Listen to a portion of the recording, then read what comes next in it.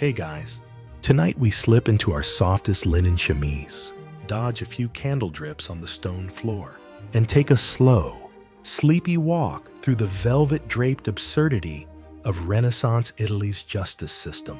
You're about to stroll past courtyards echoing with Latin accusations, peek into side alleys where punishment wasn't so much painful as poetically petty, and learn that if you lived back then, well, you probably wouldn't survive this, not because of swords, or poisons, or dagger-wielding rivals, but because you'd be fined 3 florins and sentenced to wear a chicken feather cloak just for sneezing during Mass. Renaissance. Italy didn't always bleed. Sometimes it giggled passive-aggressively. So, before you get comfortable, take a moment to like the video and subscribe, but only if you genuinely enjoy what I do here. And hey, if you're already horizontal, tell me where you're watching from and what time it is. I love seeing sleepyheads from all over the globe.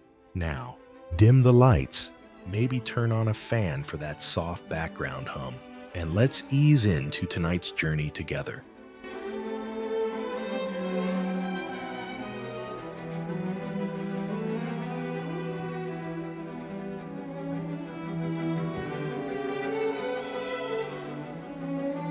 You trudge, ever so slowly, into a Renaissance courtroom. The frescoes on the ceiling are a little too smug, and the judge's wig, well, it's not a wig. That's just his hair. Everyone here seems to take their job incredibly seriously, except the pigeons flapping around the rafters like they own the place, which, let's be honest, they kind of do. You've been summoned not for heresy, murder, or rebellion, but for wearing stripes that clash. In Florence, around the 1500s, sumptuary laws dictated not just the cut of your tunic, but the width of your belt, the height of your heels, and how much embroidery was too much embroidery. Fashion crimes weren't just social faux pas, they were criminal offenses. Historians still argue whether these laws were meant to preserve morality, keep the lower classes in check, or simply provide steady income from fines. Likely, it was all three, with a dash of velvet envy. Your neighbor, Letizia, was fined for hosting a party that featured 6 musicians instead of the legal 4. Excessive festivity, apparently, was a punishable offense. She's still bitter, mostly because the fine cost more than the party itself. In the piazza, a man is strapped to the panca, a wooden bench of shame, for failing to pay his wine taxes. No torture, no screaming, just public boredom, and a very itchy-looking tunic. Around him, street vendors continue selling roasted chestnuts, entirely unfazed. Justice is just another backdrop here. Not far from there, you notice a barrel in the middle of the square. A man's legs stick out from the bottom, his head from the top. It's called the barrel pillory, and yes, it's exactly what it sounds like. A punishment reserved for bakers who sold underweight loaves or for gossiping widowers. You stand there, slightly horrified, but also wondering, did someone carve out a space for air holes? Or is the barrel's natural musk part of the punishment? One particularly strange feature of Renaissance justice is how personalized it was. Punishments were sometimes tailored to reflect the crime in a symbolic or poetic way. Steal wool. You might be made to walk the streets wearing an itchy tunic stitched from your ill-gotten gains. Caught lying in court. A public recitation of your lies. Read in a sing-song voice by a professional town crier was on the menu. The Medici family, ever fond of image control, liked to commission public punishments that doubled as morality plays. Picture this: a debtor forced to sweep the entire Palazzo Vecchio courtyard in a gold-embroidered robe that dragged behind him like a wedding train. He finishes just in time for the next wedding to arrive. Nobody claps. And then there's the matter of the shame parades. Yes, Renaissance. Italy loved a good walk of atonement. Offenders were marched around town with signs hung from their necks detailing their misdeeds. This man failed to tithe. This woman wore red on a Wednesday. Some of the signs rhymed. Occasionally, they had illustrations. And if you were really lucky, they'd hire a local child to sing your sins to the tune of a popular street song. Of course, not all punishments were entirely humiliating. Some were oddly cozy. Take the punishment for failing to close your shop on Saints' days. You'd be forced to sit through an 8-hour reading of the town's religious statutes, in Latin, out loud, with commentary by a monk with chronic phlegm. Mainstream historical sources show that, while Renaissance Italy was brutal in some corners, the majority of day-to-day justice in cities like Florence, Siena, and Lucca leaned toward the ceremonial and performative. This was theater. Low stakes, occasionally ridiculous, but deeply embedded in civic pride and public control. You pass a scribbled pamphlet, half littered in the breeze. That tells of a local barber fined for spreading false news. He'd told a client the Pope had 3 dogs when he only had 2. That night, he was made to sweep the street with a brush made from discarded wigs. Poetic justice, slightly itchy justice, at best. The further you walk, the more you realize nobody here expects justice to be fast or even fair, but it must be memorable and preferably funny to someone who isn't you. A final note. As the bells toll softly above the court, you notice the pigeons circling once more, their shadows flickering against the marble, somewhere between law and farce, between punishment and play. You understand? The Renaissance did not fear being ridiculous. It embraced it and made it mandatory. You shuffle out of the courtroom, still wrapped in the imaginary discomfort of your punishment by itchy tunic, and into the clamor of the public square, where Renaissance Italy's true creativity in justice shines brightest, not through floggings or dungeons. No, but through something far more enduring. Public humiliation in headwear form. You hear laughter before you see the spectacle. A man stands center stage, well, technically, on a wooden platform outside a cheese stall, wearing what appears to be an elaborate hat shaped like a donkey's head.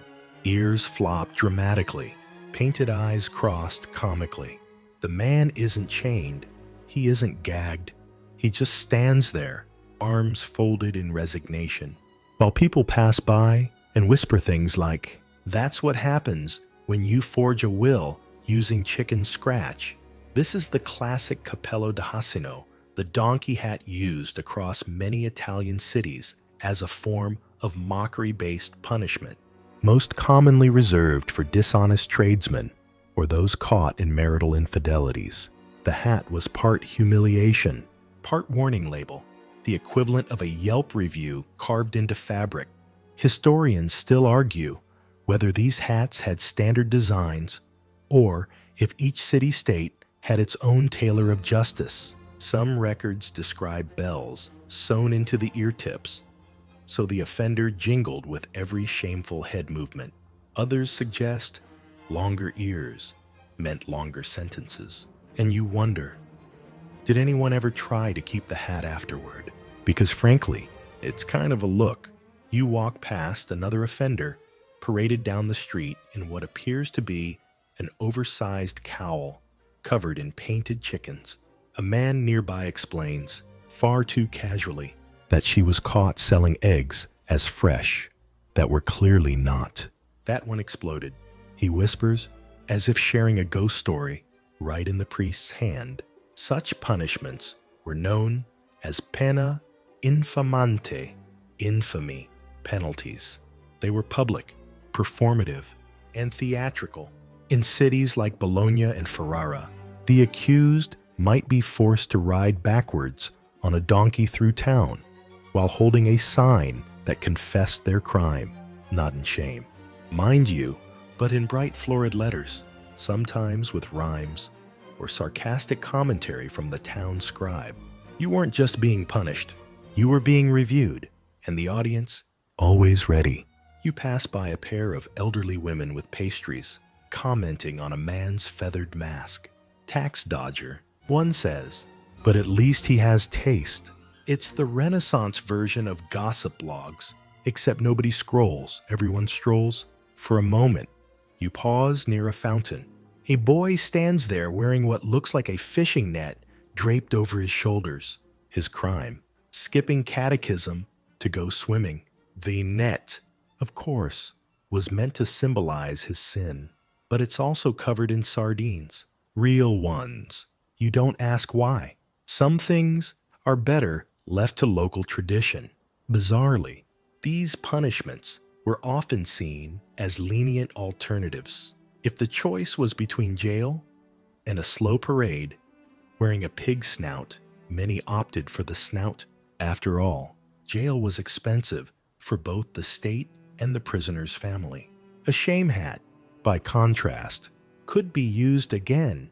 Some towns even had shame hat inventories. One peculiar example comes from 15th century Modena, where a baker caught oversalting his focaccia was sentenced to wear a giant salt shaker hat for 3 market days. A surviving sketch of the hat shows it was actually kind of stylish, functional. Even historians still debate whether that was intentional or just a rogue apprentice with flair. As you make your way down a shaded alley, you spot a forgotten placard nailed to a wall. It reads, "Here stood Giorgio the tailor, who sold tunics stitched by candlelight and measured with a bent stick." Above it hangs a crooked ruler, presumably the very one, Giorgio's real punishment. He had to design his own punishment outfit, 4 sizes too large, with a neckline that reached his knees. He wore it twice, then business boomed. Because, of course it did. You wonder now, who decided the punishment matched the crime? Was there a committee? Did someone raise their hand and say, "What if we made him wear sardines?" The truth is both more boring and more fascinating. Local magistrates, podestas, and gonfalonieres often had wide latitude in doling out sentences.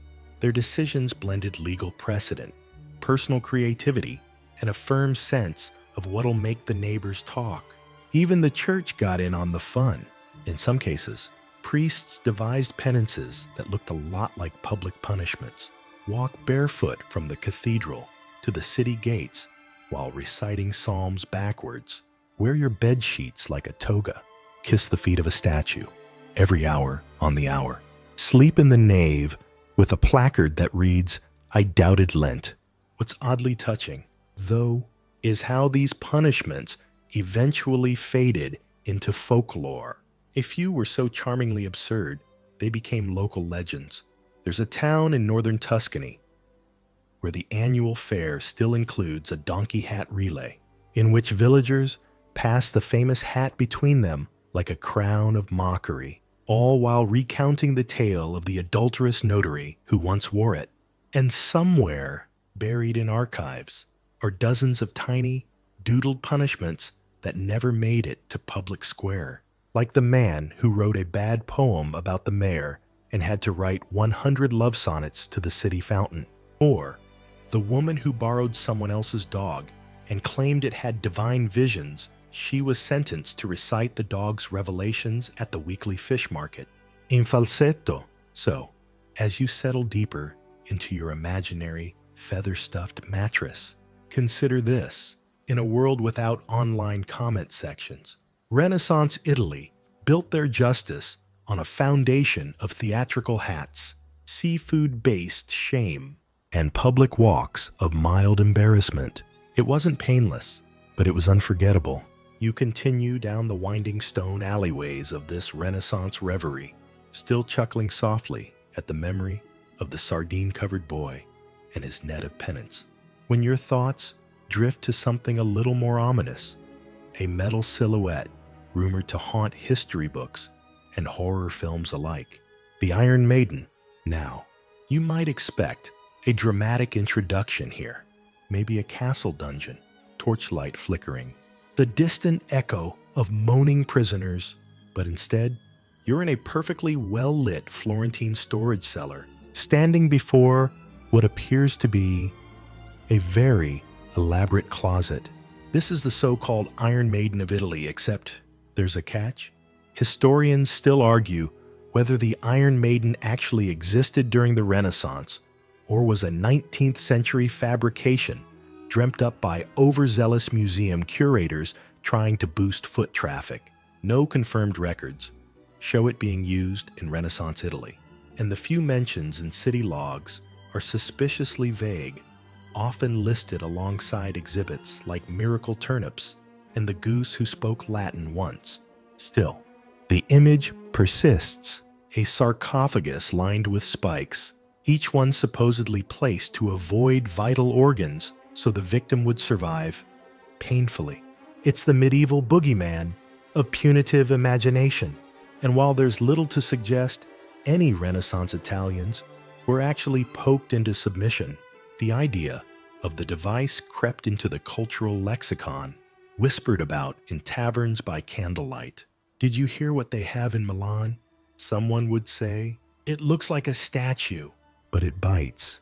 Of course, actual punishment devices in Italy tended to be less like horror props and more like creatively designed gym equipment. Take, for example, the corda, a method involving ropes, pulleys, and shoulder dislocation. Not that you'll be trying it at your next yoga class, or the strappato, where the accused was hoisted into the air and dropped abruptly to jolt confessions out of reluctant mouths. It sounds awful. It was awful, but it was also considered clean, no blood, just existential regret and long-term rotator cuff damage. Still, most city-states preferred punishment methods that left marks on your reputation rather than your body. Florence, always concerned with aesthetics, reserved physical torment for the most dramatic cases. And even then, the goal wasn't so much to mangle as to make an example. Pain was useful, sure, but theater was eternal. You walk past a chamber with a peculiar-looking bench, carved in the shape of a squatting man. It's a discipline seat used by some religious orders. Offenders would sit there in silence, sometimes for hours, sometimes overnight, sometimes with a cabbage on their head for balance. Why a cabbage? It's Italy. Why not? And then there's the scavenger's daughter, a little-known contraption rumored to compress the body rather than stretch it. Think of it as the Renaissance version of a stress position, except instead of calming your nerves, it amplified them. Some say it never made its way past England's shores. Others claim it showed up in Venetian dungeons for a brief, unpopular cameo before being quietly retired due to impracticality. You can imagine a Venetian official peering at it and saying, "No, grazie. We prefer our punishments metaphorical and our furniture less murderous." The truth is, the vast majority of torture tools we associate with Renaissance Europe were more myth than method. Museum collections expanded rapidly in the 1800s, often fueled by nationalism, Gothic fiction, and a growing appetite for the macabre. So, they reached back and sometimes filled in the blanks creatively. Much of what people now fear was never used at all, or was used very differently. Still, Renaissance Italy did have a flair for discomfort when it counted. In Milan, records from the Sforza court describe a punishment called the mirror chair, where vain nobles were made to sit before a reflective surface while wearing their worst clothes, forced to stare at their own diminished glory while townsfolk walked by. No spikes, just shame, silence, and really bad fashion lighting. You pass a small brick building on the outskirts of town, a quiet prison. These were places not meant for violent offenders, but for those who needed a space to reflect. According to the signage written in delicate calligraphy, Offenders were given limited food, religious texts, and a list of their sins to recite every hour. The only noise permitted was from birds nesting in the rafters. If you asked for music, you were given a tambourine with no jingles. A lesser-known punishment from Genoa involved mandatory silence. If someone spread rumors about the Doge's love life, they were sentenced to 3 days of mute labor, where they could only communicate via semaphore flags. Imagine trying to ask for more bread with a set of sailors' hand signs. Miscommunication was almost the point. And of course, there's the ultimate punishment that wasn't exile. Italian city-states were always a bit paranoid about loyalty, and so banishment, gentle but firm, was often preferred over bloody vengeance. You didn't lose your head. You just lost your favorite cheese vendor. So, while the Iron Maiden may not have clicked shut on any poor merchant's shoulders in Florence, the Renaissance was far from soft. It simply understood that lasting punishment didn't need to draw blood. It just needed to draw attention, and preferably a few gasps and giggles from the crowd. You pause now at a courtyard where pigeons strut under archways, and for a moment, everything is quiet. The sun tilts low. Somewhere, someone rings a bell for vespers. You imagine all those punishments fading into shadow. The donkey hats, the cabbage chairs, the mirrored chairs of shame and wonder. If somewhere a ghost still wears a donkey hat with a hint of pride. The sun's dipped lower now, casting long shadows across cobbled stones and mossy walls, and you follow them through an archway into what looks like a quiet side street, but turns out to be the staging ground for one of the more peculiar Renaissance phenomena, the mock funeral for the living. This isn't some misunderstood metaphor. It's exactly what it sounds like. In cities like Siena and Naples, certain criminals, especially those who had betrayed the public trust, like embezzling bankers or corrupt minor officials, could be sentenced to attend their own funerals, alive, in full view of the town. And no, you didn't just sit quietly in the back pew and reflect. You were the guest of dishonor. You'd lie in a coffin, your name carved on the lid, while actors, sometimes hired, sometimes volunteers with a flair for drama, performed the roles of grieving family, spiteful creditors, or sarcastic priests. The eulogy, a brutal roast of your crimes, delivered with liturgical precision. One record from 1478 describes a silk merchant named Alfonso who was caught shaving weight from his bolts of cloth. His punishment, to lie in a coffin on the steps of his guild hall while a choir sang farewell. Honest commerce to the tune of a funeral chant. A boy tossed lavender petals. Someone read a eulogy, comparing him to a moth that ate its own wares. And afterward, Alfonso had to rise from the grave and apologize to the crowd who reportedly pelted him with bread rolls, stale ones. Historians still argue whether these ceremonies were meant more for theatrical humiliation or spiritual warning.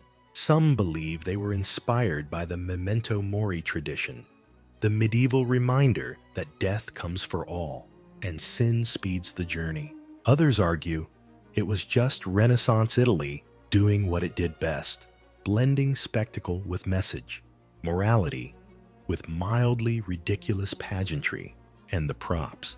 Oh, they spared no effort. Coffins were sometimes decorated with scenes of the person's moral decay.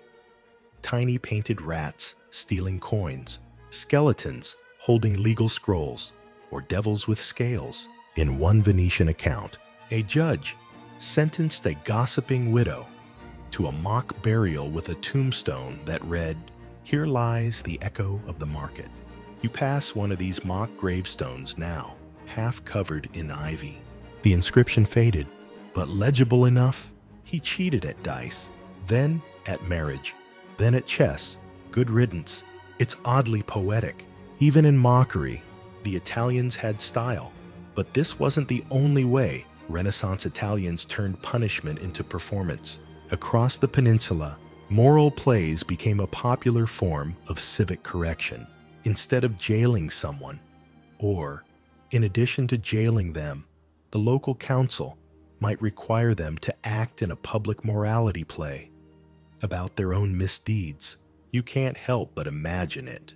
A tax collector forced to play the role of greedy Ignatius in a slapstick farce where he's constantly hit with sacks of flour every time he overcharges a peasant. Or the jealous baker's wife playing Lady Envy, covered in green dye, and chased by actors dressed as virtue. In Florence, there's a recorded case of a man caught bribing officials who had to perform in a play titled The Man with Too Many Pockets. He was required to wear a robe with dozens of pouches sewn on, each labeled with different sins: vanity, gluttony, flattery, deceit. Children were encouraged to throw stones at whichever pouch they disliked most. Spoiler, flattery got the most hits. And these plays were public events scheduled, advertised, attended like Sunday festivals. People would bring snacks. It was part theater, part community therapy. That's the man who sold fake relics. Someone might whisper, he's playing himself, poorly. But perhaps the strangest punishment performances were the forced apologies sung in rhyme.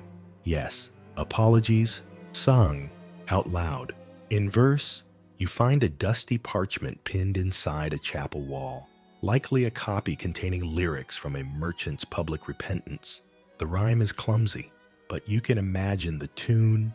I, Giovanni, of the Street of Lace, did lie about my cousin's face. I said she danced with Satan's goat, but now I see I should not gloat. Forgive me, all. I was unkind. May peace and modesty fill my mind. The penance, singing that in front of her, while wearing lace. You walk on, passing a courtyard, where a stone stage remains worn down by centuries of civic theater. Maybe here, once, an apprentice weaver had to recite a poem about honesty while spinning a single, endless thread. Or a dishonest map maker stood in front of his inaccurate charts, forced to explain every mistake while school children heckled him.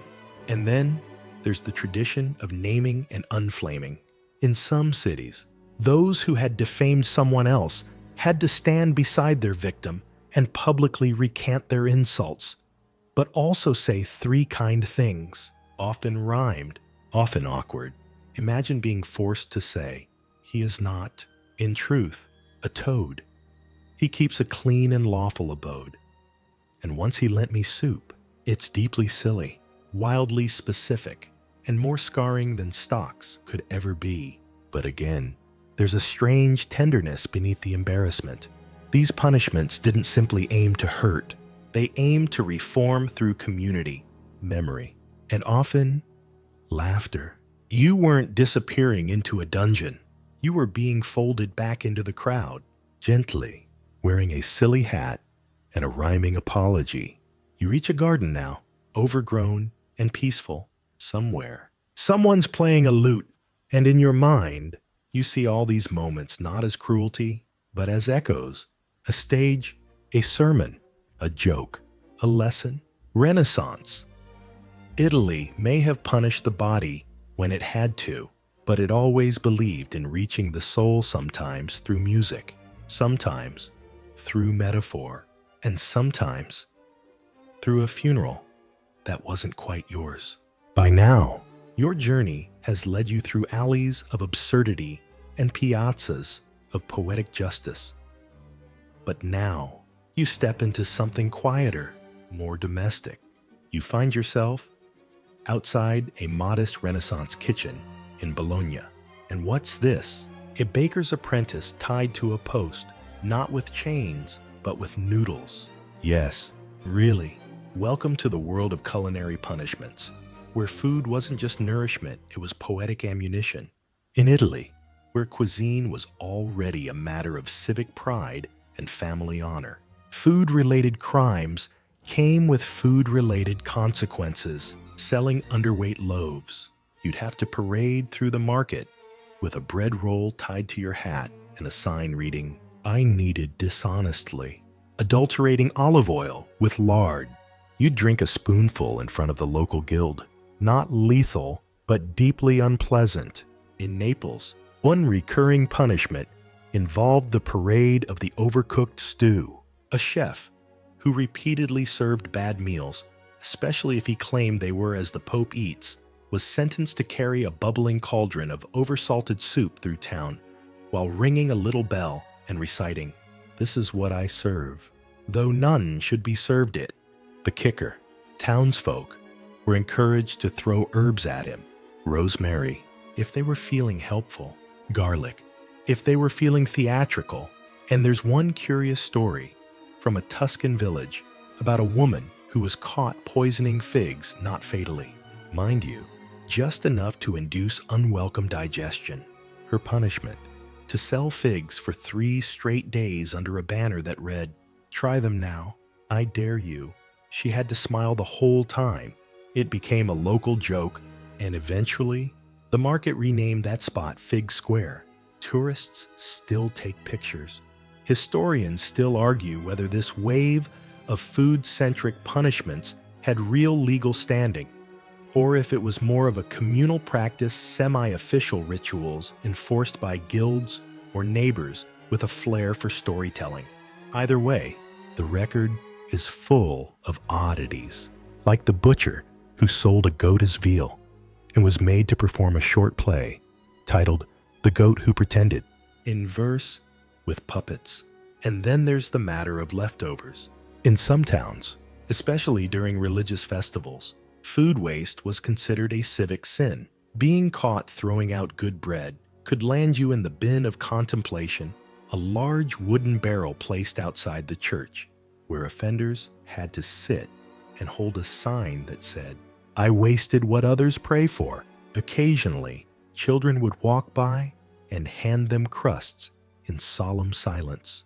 Of course, not all culinary crimes were punished so gently. In certain corners of Venice, tavern owners caught watering down wine without disclosure were publicly labeled with the most feared insult of all.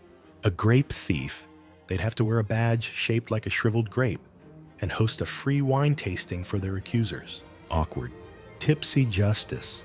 You wander into a kitchen courtyard now. The aroma of rosemary and firewood fills the air.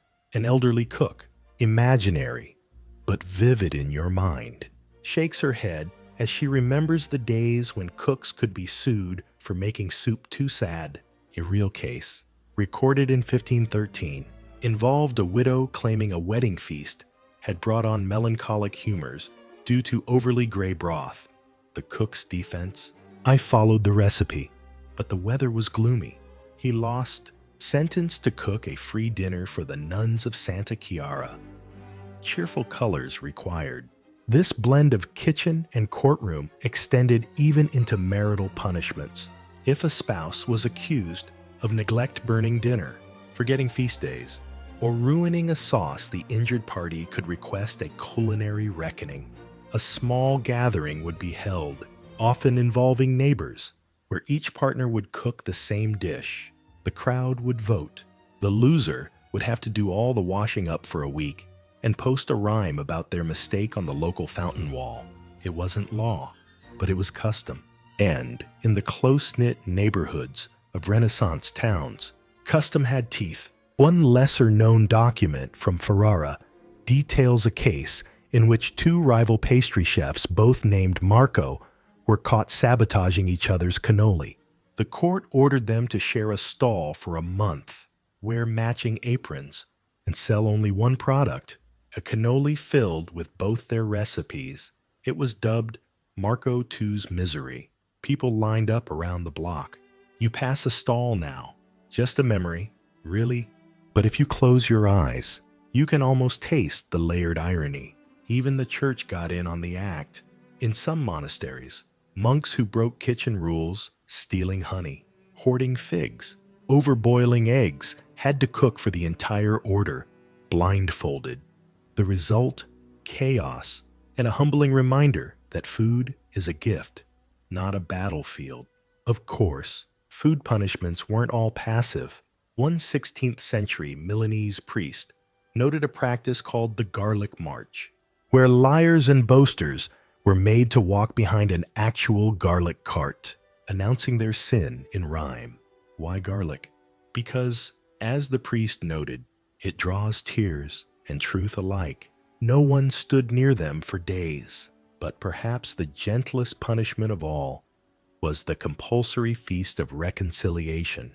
In cases of long-standing feuds between families, guilds, or neighbors, the magistrate might sentence both parties to throw a shared meal. In public, with tablecloths, they'd sit facing one another, eating from the same dish. Not doing so risked additional fines. It was awkward. It was effective. As you drift through this echo of spice and satire, one thing becomes clear. Renaissance. Italy knew how to turn even its scolding into theater. Whether through noodles, figs, or forced feasts, food became the most flavorful form of justice. And maybe, just maybe, that's why the pasta still tastes better here. The streets now curve inward, tight and tangled like yarn in a sleepy cat's paw. You step carefully over uneven stones, winding toward the quieter quarters of the Renaissance city, the neighborhoods where artisans lived, and gossip ran hotter than the forge fires.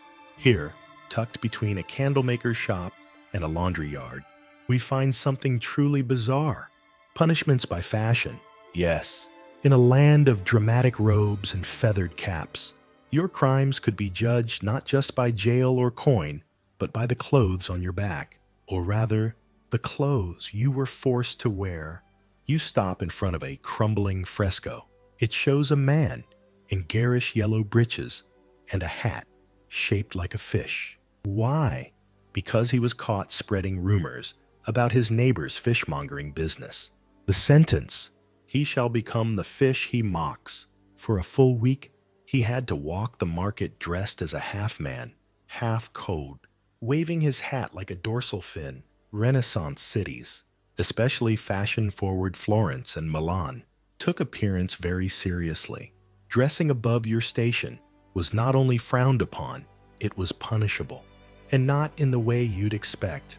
If a merchant's daughter was caught wearing silk beyond her rank, she wasn't simply fined, she was dressed down.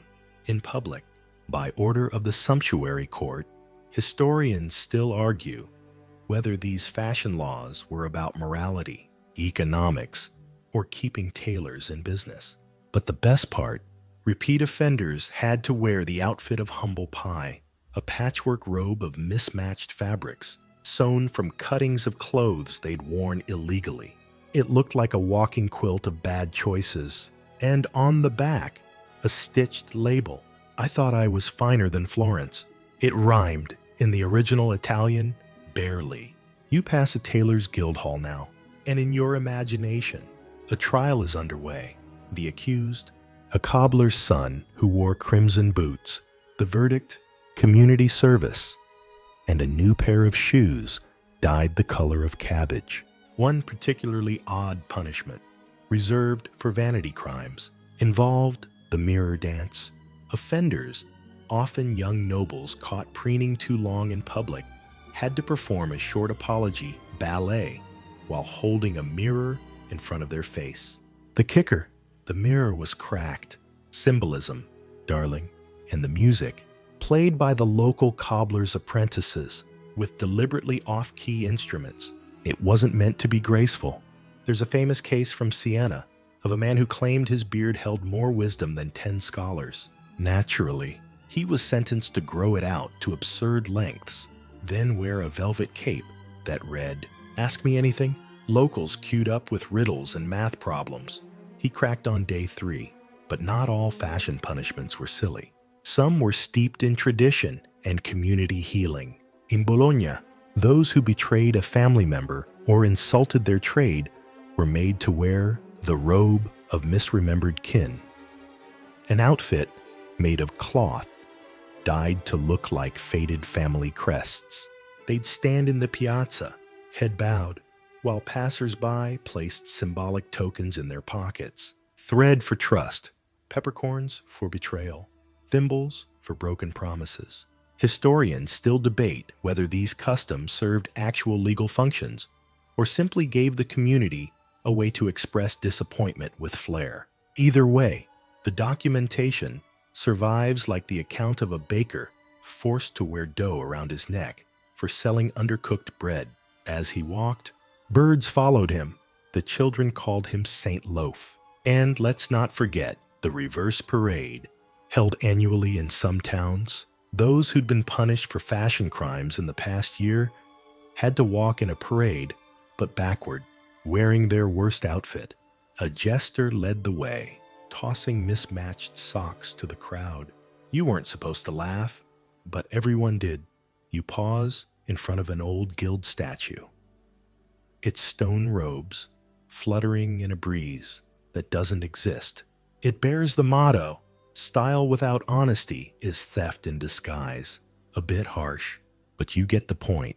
In a society where social fabric and literal fabric were entwined, dressing wrongly wasn't just bad taste. It was a crack in the whole tapestry, and there's a strange comfort in it all.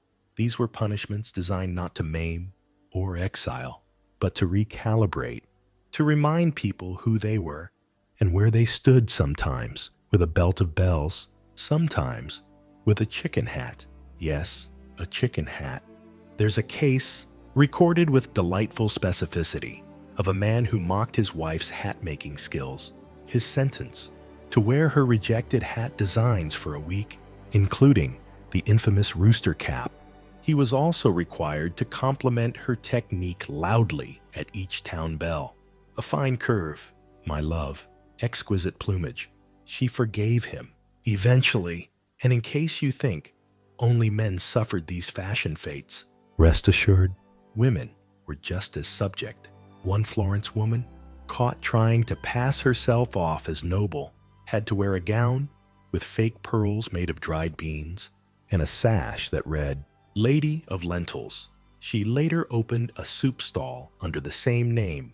It did quite well. All these whimsical garments, faded now into folklore and footnotes, served a curious purpose.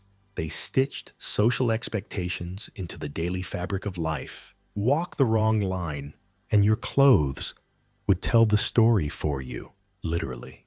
As you leave this district behind, the streets open up again, and for just a moment, you imagine you're wearing something ridiculous, a velvet tunic stitched with apologies, perhaps, or a feathered cap that screams, "I overdid it." But no one laughs, because in Renaissance Italy, fashion wasn't just a statement. It was an entire language, and tonight, it's whispering you to sleep. The cobbled lanes slope downward now, easing you toward the city's quieter edge, where the vineyards taper off, and the air takes on that sweet mix of lavender and distant farm smoke. Here, justice becomes rural, less pomp, more mud. Welcome to the sleepy world of village justice and agricultural absurdities. Imagine it's a sleepy Wednesday in 1522. A man stands ankle-deep in a wine vat, not stomping grapes, mind you, but just standing there, sulking.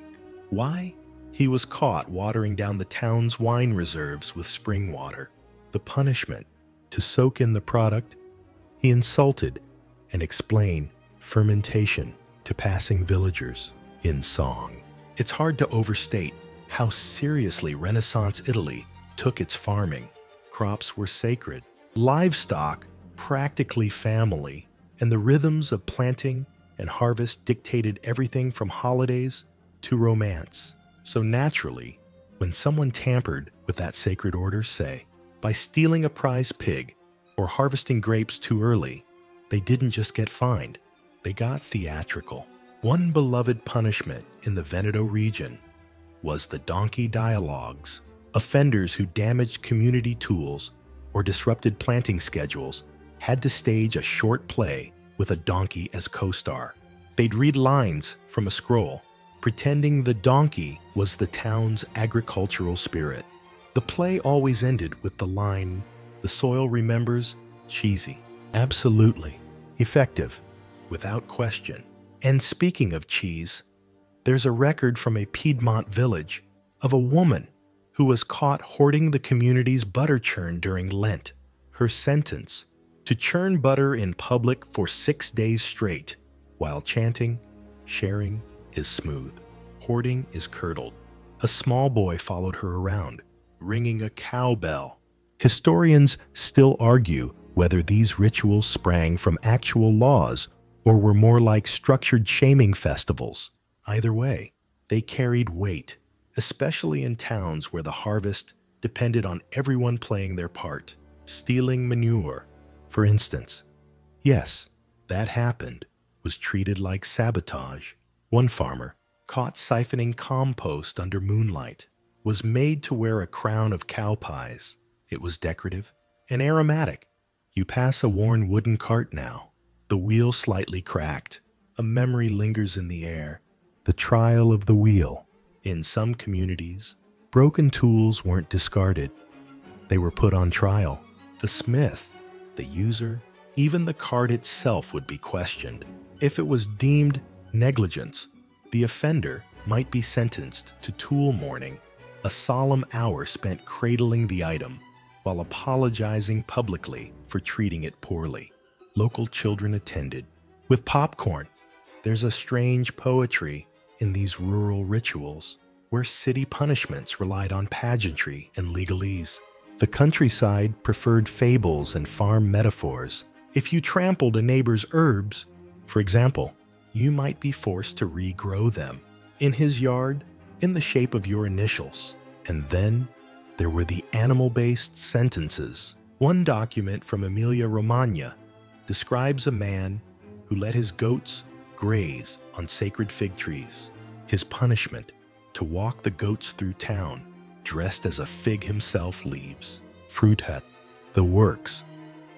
While reading from a scroll titled, "Why I Am Not a Tree." Children threw raisins. No one knows why. Sometimes the animals were the victims. A court in rural Umbria ruled that a man who kicked a chicken in anger had to live with the bird for 2 weeks. Literally, they tied the chicken to his wrist with a soft ribbon and instructed him to contemplate temperance. The chicken reportedly pecked him awake every morning. Poetic justice, indeed. There's even one odd story of a woman who confessed laughing to painting stripes on her neighbor's prized cow, just for fun. The cow became a local celebrity, but the prank wasn't taken lightly. The punishment: she had to knit a striped blanket for the entire herd. 50 cows. Each got one. It took a year. She stopped laughing. But perhaps the most oddly touching punishment comes from a small hill town in Liguria. A young man, barely more than a boy, was caught trying to sell pumpkin seeds as rare medicinal almonds. He was spared public shaming. Instead, the village elder sat him down, gave him a real almond, and said, "Next time, plant this." The boy did. A tree still grows there, or so they say. You wander a bit farther, past vineyards cloaked in mist, and scarecrows with oddly noble posture. One leans slightly, like he's listening. You almost wave, and just when you think the punishments couldn't get more whimsical, you stumble across a weathered tablet describing the rainmaker's folly. In 1571, a man claimed he could summon rain with a dance. He charged 10 coins per storm. After 3 dry weeks, the villagers held a reverse storm festival. In his honor, he had to dance until the clouds came. They didn't, but the children sang along, whether through dancing, donkeys, or dairy. Rural Italy found its own rhythm of justice, slower, softer, but no less creative than its urban cousins. The fields listened, the trees watched, and if you misbehaved, chances are your punishment involved vegetables. You sit for a moment under a fig tree that may or may not remember that striped cow. The sun dips low, and the breeze smells of rosemary and rich soil. Tomorrow, the vines will need trimming, and the goats will need milking. But tonight, the soil sleeps, and so can you. As you rise from that fig-shaded rest, the path ahead narrows once again, curving into the oldest quarters of the city, the parts that wear time like a comfortable shawl. The stone here is smoother, rounded by centuries of sandals, spills, and secrets. This is where the punishments became performative, and justice met theater in the town square. You find yourself in an open piazza, quiet now, under the starlit hush, but once it would have echoed with laughter, gasps, and the off-key trill of a lute. Welcome to the world of mock trials and staged reenactments, where minor crimes earned a front-row seat in the pageantry of penance. Imagine stealing a neighbor's chicken, just one, because it looked at you funny, and perhaps because you were a little hungry. In most societies, you'd get a fine. In Renaissance Italy, you might be cast in a community play titled The Curious Case of the Missing Hen, in which you'd portray the chicken, yes, full feathers, a clucking monologue, the audience, your neighbors, their applause, reluctant but real. This was justice through farce, designed not just to correct, but to entertain and embed the lesson in the town's memory. Historians still debate whether these theatrical punishments originated from carnival traditions or ancient Roman satire plays. Either way, they became a beloved tool of civic justice, especially when handled by the masters of mischief. These were not jesters, but court-appointed officials who specialized in turning small offenses into big lessons. Their job was to write, direct, and sometimes star in these live-action rebukes. Think local theater troupe meets law enforcement. With a dash of commedia dell'arte, you pass a stone bench, where one such performance was documented. The Ballad of the Broken Oath. A man who reneged on a marriage promise had to act out his own failed romance, using vegetables as the supporting cast. His bride-to-be was played by a particularly elegant leek. Every time he lied during the performance, the leek was moved farther away. It was both touching and utterly absurd. Not all plays were this silly. One Florentine man was sentenced to reenact the trial of the olive oil after mixing cheap oil with his wares. He had to stand in the piazza, blindfolded, and taste test 5 samples, one of which was his own deceitful blend. When he picked it, the crowd roared. He cried, "The records don't say if it was from embarrassment or just poor seasoning." One fringe tradition, found mostly in coastal towns, was the fish court. Minor crimes like cheating at cards or swearing in church earned a trial where the judge wore a codfish crown, and the accused had to answer questions while holding a slippery eel. The eel, naturally, was considered a symbol of slipperiness, and if you dropped it, that was a metaphor, and also a reset. You had to start your defense again.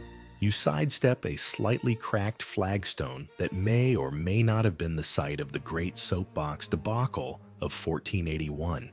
The story goes that a local tax collector, caught miscounting the bakery quotas, was sentenced to stand atop a literal soapbox and listen while townspeople recited their own tax complaints in poetic verse.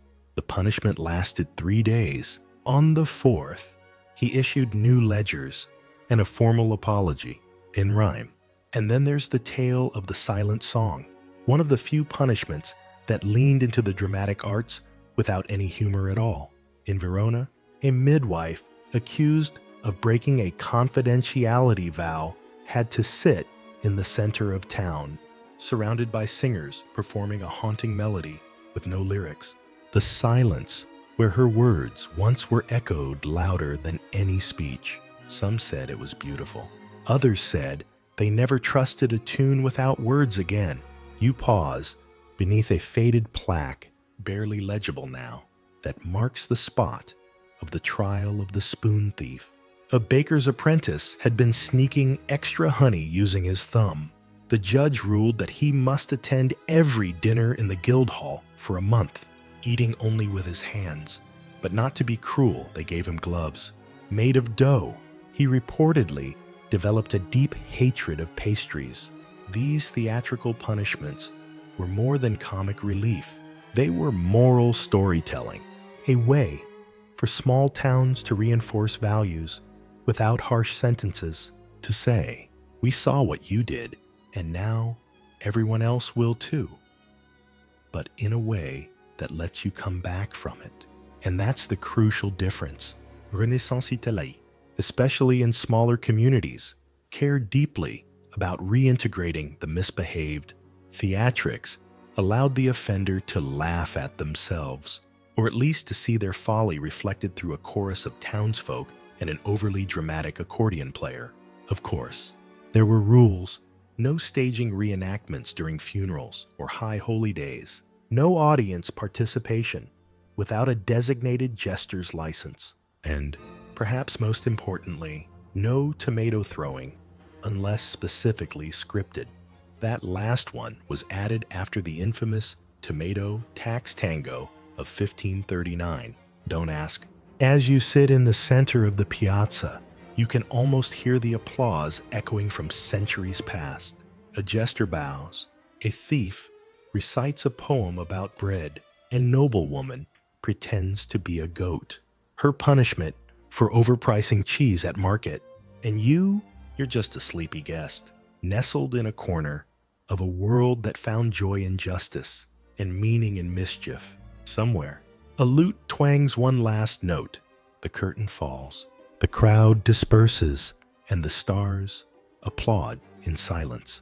The city winds down as you move away from the boisterous piazzas and back toward narrower alleys, quieter corners, and shadows that pool gently at your feet like spilled ink.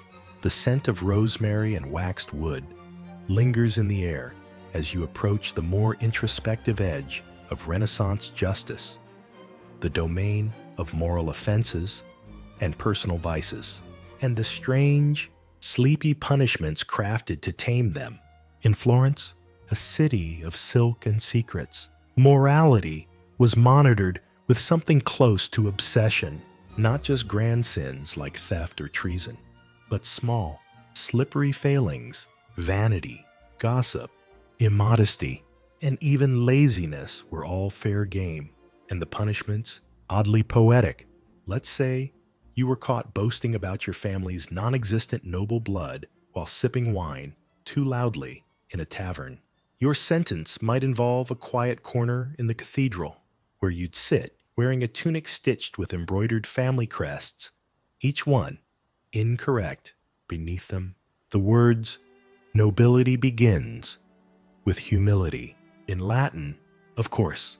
Because everything sounds more official in Latin, historians still argue whether these embroidery shames, as some called them, were true civic decrees or simply very creative guild rituals. Either way, they were surprisingly popular. Several tailors kept special punishment pattern books ready, filled with crests of imaginary dynasties, House of Empty Boast, Clan of the Stretched Truth, the Fellowship of the Exaggerated Uncle. You pass a fountain.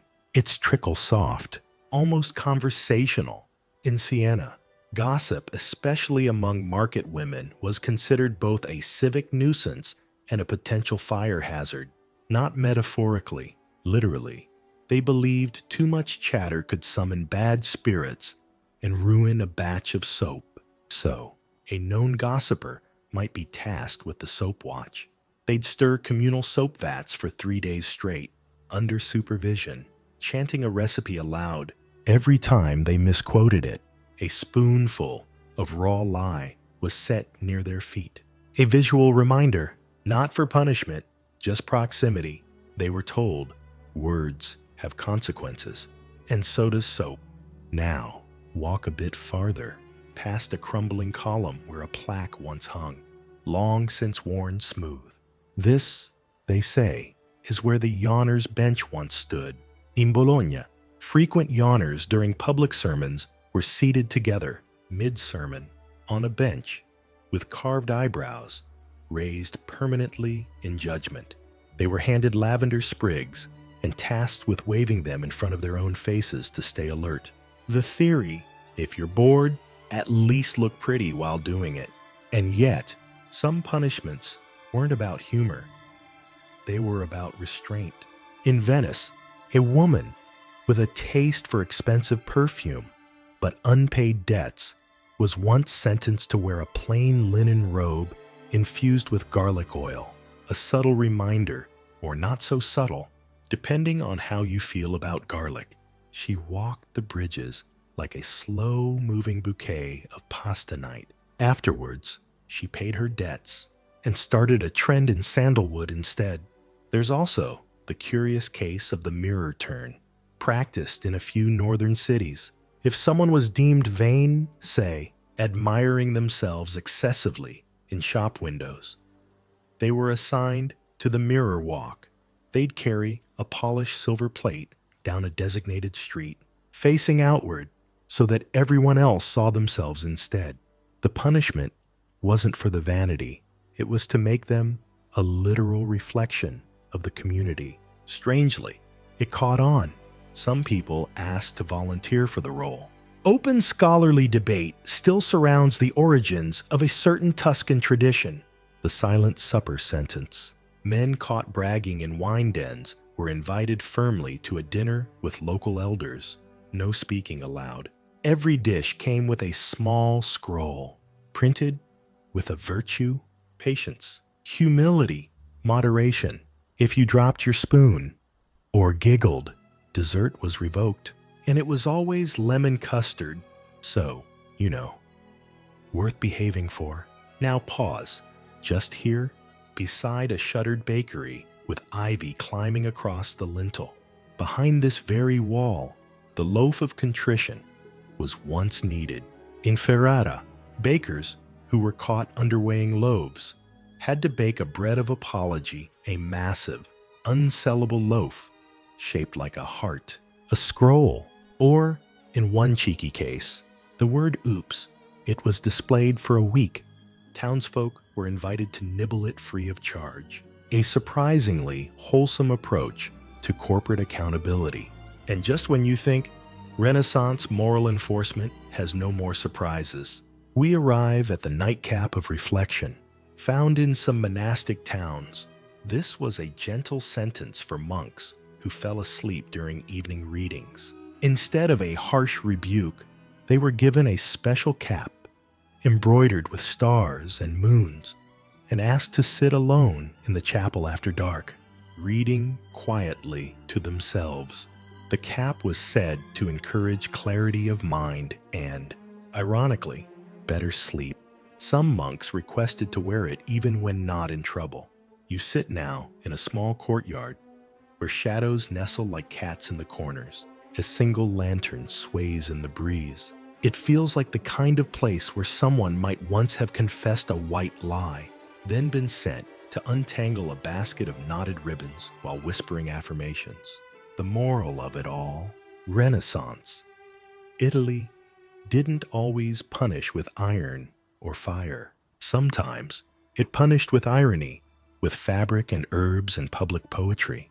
The message was rarely, "You are evil." It was often, "You are a bit silly. Let's do better, together." So you exhale. The night is deep now, the air cool. The vices have quieted, and the streets have gone still. Only one more path remains, the final stretch of this sleepy little tour.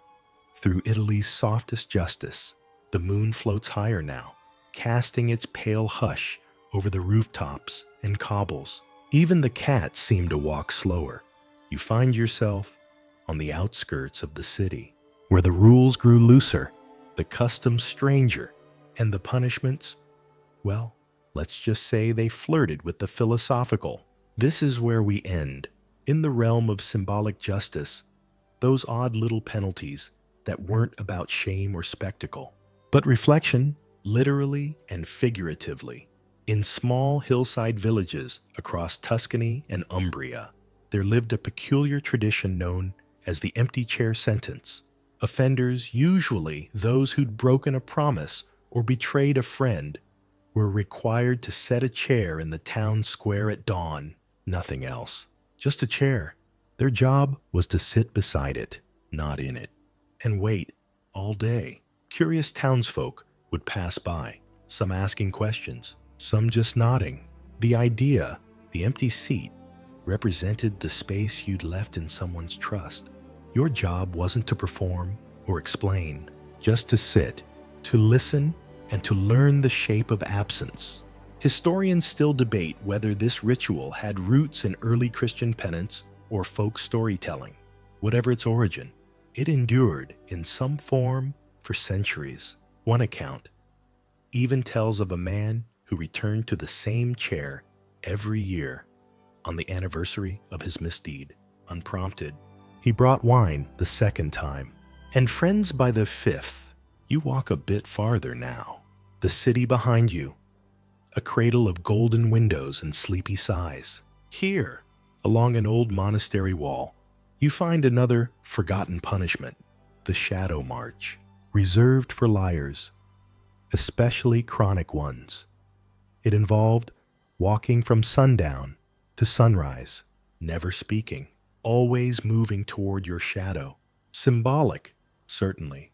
A little theatrical, definitely. But many said it worked. The silence, the solitude, the act of chasing your darker side in moonlight. In Ferrara, one recurring punishment was known simply as the basket. Someone guilty of hoarding during hard times grain, oil, even candles would be given a large, empty basket and told to walk it through the market, open, with a placard that read, "I forgot we share things." People could toss in whatever they liked: fruit, stones, bread crusts, advice. The point wasn't humiliation. It was reconnection, restoring the bond between one greedy hand and a generous community.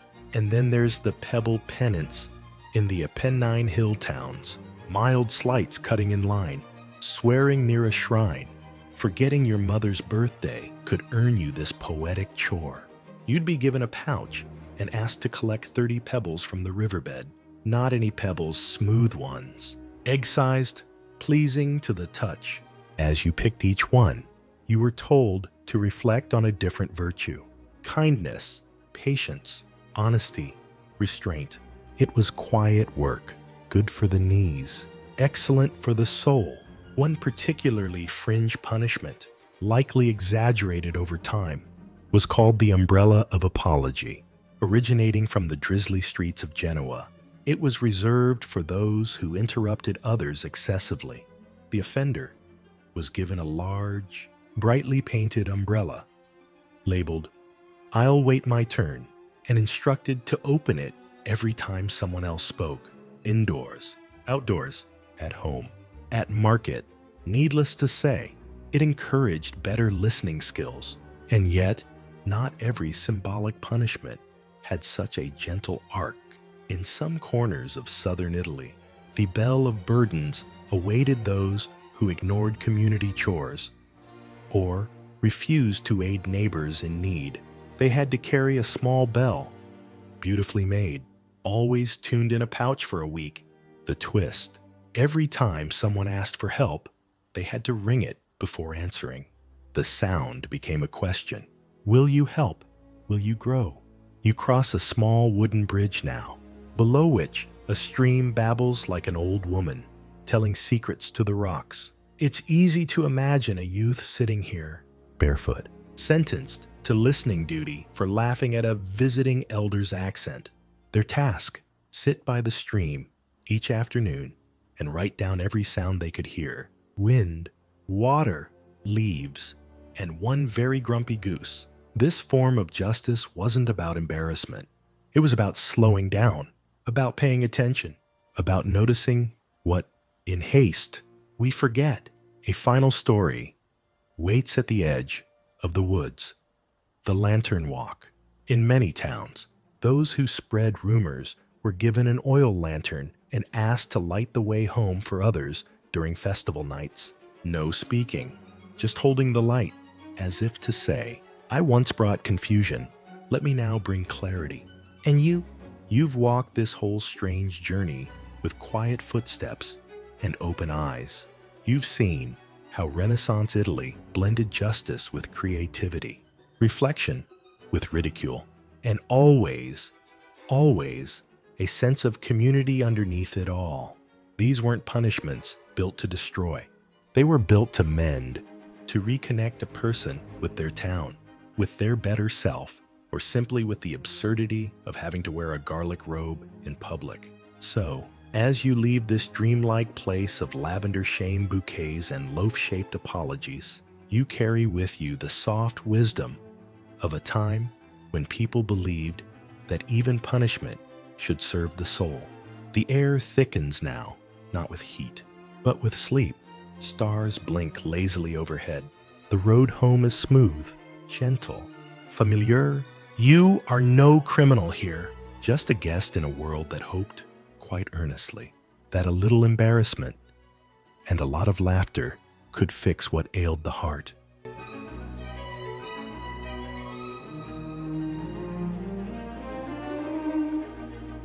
And now, you've made it through, step by sleepy step.